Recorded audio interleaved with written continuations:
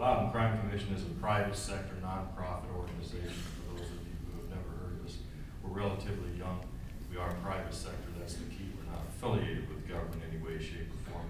I'd like to introduce you to Walt Morrison. Walt, would you raise your hand? He's on the board of directors. He's also the ASAC of the DEA office and the Washington Field office. And Lloyd Reese. He's a short fellow, that's his hand. Come on, Lloyd.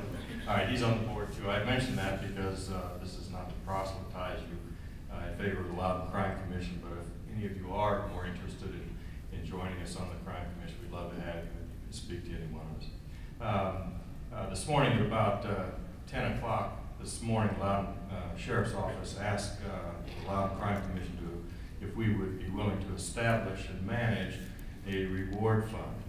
And after we went over the modalities with Craig Troxel, wherever Craig is, and a few others on the podium there, by 11:45 I was sitting down with the president of Middleburg Bank to work out the details of this.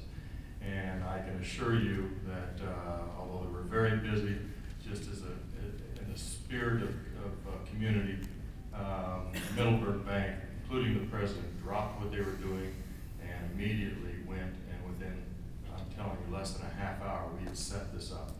So this is very awkward for people to come here and then be asked for money, but I do want you to know that as you'll hear tonight, this has to have the elements of a conspiracy. In other words, there's 2 or more people who are aware that this happened. And each of those people, just like us, when we're asked not to tell anybody, and every once in a while we violate that, those 2 or 3 people all told at least one person. And then those 2 or 3 people told at least one person. So if you will accept that there are numerous people walking around that have knowledge and have the information to break this case. Now, the reward fund is set up in Middleburg Bank. You can go to any branch of Middleburg Bank, and all you have to do is say, I would like to make a donation to the William and Cynthia Bennett Reward Fund. You don't need an account number. You can go through a drive-through window or the bank. So I'm sure all of us are asking, what can we do to help? This is one thing you can do to help. We're law-abiding citizens. If we know something, we're going to come forward. But there are people out here who don't have the same values we have, and so they have to be given the incentive to come forward and give law enforcement this little tidbit of information that can break this case wide open. So I'm asking you tonight, tomorrow, if you can, take 10 minutes out of your life and go into a Middleburg Bank and slap down a bill or whatever you can in these difficult economic times. I don't care if it's $5, $1, 10 or 20. We've got to build this fund. By 3 o'clock, I had $21,000 in the account. That's what we have right now.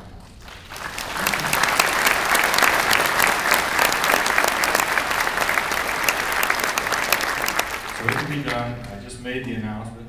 The media's filming, little lights going on and all that. So so this will be out there. This will be out there now. But we need your help to make this grow. This will work. I talked to some of the investigators today, and I'm telling you, they are working day and night. The one young investigator hadn't been home in 3 days except for one brief stint to run home, get a banana, pat his kid on the head and come back. They care about us, and we're very grateful for all that you're doing for us. Thank you very much.